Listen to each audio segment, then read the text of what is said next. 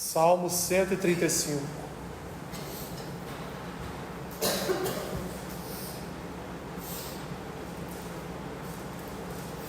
Louvores a Deus.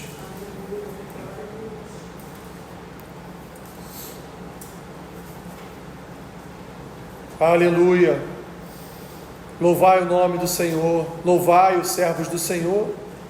Vós que assistis na casa do Senhor, nos átrios da casa do nosso Deus. Louvai ao Senhor, porque o Senhor é bom. Cantai louvores ao seu nome, porque é agradável. Pois o Senhor escolheu para si a Jacó e a Israel para a sua possessão. Com efeito, eu sei que o Senhor é grande e que o nosso Deus está acima de todos os deuses. Tudo quanto aprouve ao Senhor, Ele o fez, nos céus e na terra, no mar e em todos os abismos.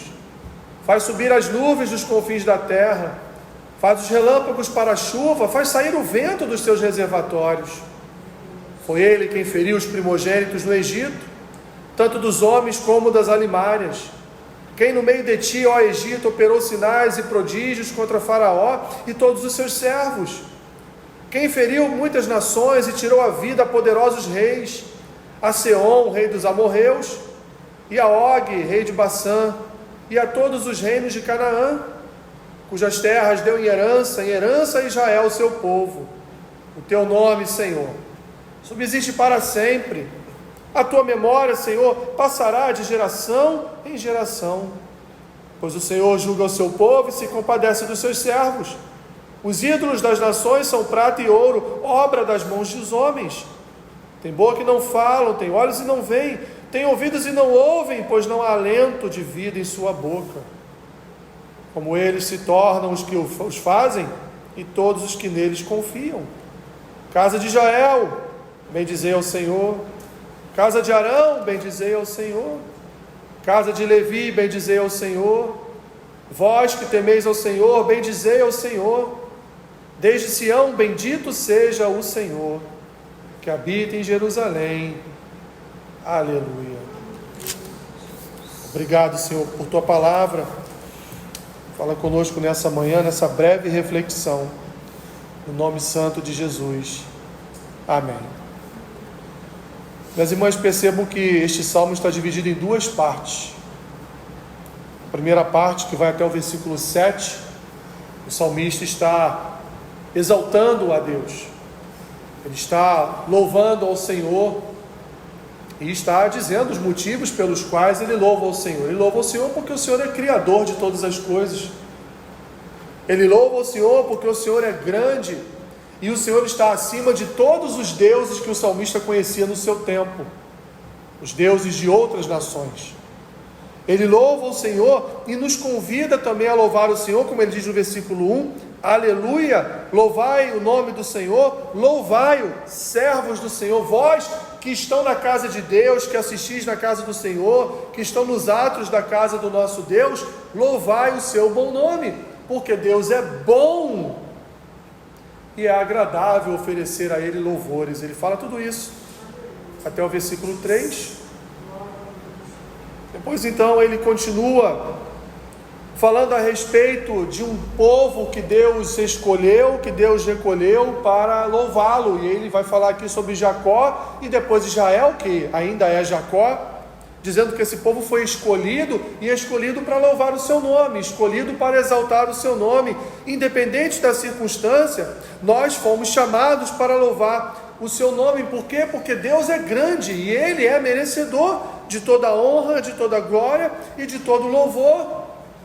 Ele formou os céus, Ele formou os abismos da terra, Ele forma as nuvens e traz dela as chuvas necessárias, para as colheitas, para os alimentos, necessárias para a raça humana, mas da chuva faz sair um relâmpago. Ele também tem nos seus reservatórios ventos que vêm sobre nós, e assim então o salmista ele cuida de falar que Deus, Ele é merecedor de todo o nosso louvor, porque Ele criou todas as coisas, e uma gota de água que cai na nossa cabeça, proveniente de uma chuva, só o cai porque Deus formou as nuvens, Deus formou a chuva, Deus formou todas as coisas. Então ele exalta a Deus até no versículo 7, Ele clama para que nós venhamos a louvar o nome de Deus até no versículo 7.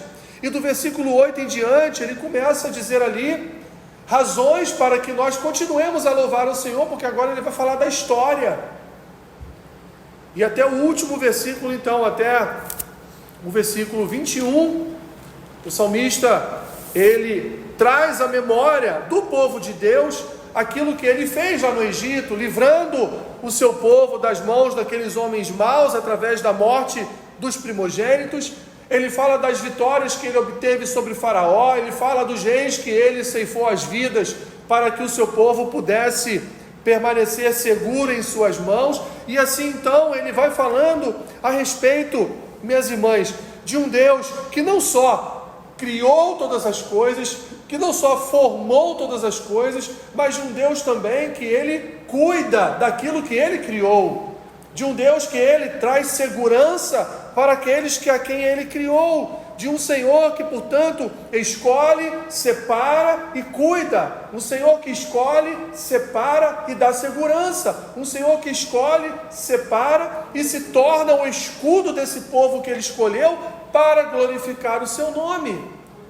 Então nós estamos diante de um salmo que nos mostra não só um convite para louvar a Deus, o Deus criador de todas as coisas, mas um salmo que nos convida para louvar a um Senhor que guarda a sua criação, um Senhor que cuida da sua criação, um Senhor que não permite que a lua vá 1 centímetro para a esquerda, 1 centímetro para a direita, mas ele cuida de todo o universo, porque tudo está em suas mãos, absolutamente controlado pelo poder que está concentrado na sua destra de autoridade e de poder. Um Senhor que não só é merecedor de louvor, um Senhor que cuida do seu povo, mas o Senhor que também se compadece dos seus servos. Um Senhor que é diferente de qualquer outro Senhor, porque ele vai falar aqui também dos ídolos criados pelas mãos de homens, que tem boca e não falam, tem olhos e não veem, e tem ouvidos e não ouvem, porque os corpos que lhes foram criados não se movem, não têm vida. Além do salmista nos fazer esses convites, ele nos faz também advertências contra os deuses do paganismo, contra os deuses formados pelas mãos dos homens na sua época. Vivemos evidentemente uma época, um tempo diferente. Ainda temos imagens de esculturas, enchendo casas, templos aí de igrejas.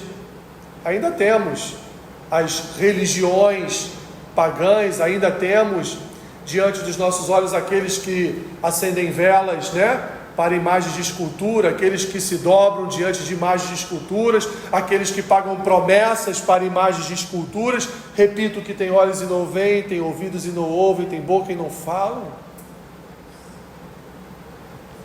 Mas nós também temos muitos, minhas irmãs, que se dobram a um tipo diferente de idolatria, idolatram políticos, idolatram famosos, idolatram culturas, idolatram ideologias, não abrem mão das suas ideologias, não abrem mão da cultura em que foram criados, não abrem mão de exaltarem A, B ou C, para em primeiro lugar exaltarem e manifestarem graça diante de Deus. E o salmista nos fala que algo terrível acontece com essas pessoas, porque essas pessoas acabam se tornando seus próprios ídolos. Versículo 18 diz: como eles se tornam os que os fazem e todos os que neles confiam. Então aquele que serve a um ídolo, ele acaba se tornando como aquele ídolo. Tem olho e não vê, tem boca e não fala, tem ouvido e não ouve. É cego, surdo e mudo a voz da palavra de Deus. Em conclusão, minhas irmãs, que nós podemos extrair deste salmo, ao olhar para este salmo, em primeiro lugar, independente da nossa situação, nós fomos chamados, recolhidos, nós fomos separados para louvar e bendizer o nome do Senhor. Independente da situação, pois o Senhor escolheu para si a Jacó e a Israel para a sua possessão. Então nós não somos de nós mesmos, nós somos do Senhor. Mesmo imperfeitos, mesmo limitados, mesmo algumas vezes enfermos, tanto no físico quanto na alma, nós pertencemos ao Senhor, nós somos dele, e é Ele, minhas irmãs, que trata de nós em todo momento, é Ele quem cuida de nós em todas as circunstâncias, e Ele é o único que pode fazer isso. Não há homem que possa cuidar de nós melhor do que o Senhor cuida, não há amigo, não há pai, não há mãe, não há irmão, não há irmã que cuide de nós melhor do que o Senhor cuida. Ah, mas eu não sinto o Senhor cuidando de mim. Mas independente do que você sinta, Deus cuida de você. Independente de uma pele arrepiada, independente de uma voz no coração, independente de tudo, minhas irmãs, Deus, Ele cuida do seu povo, porque Deus, Ele, aquele a quem Ele escolheu, Ele cuida.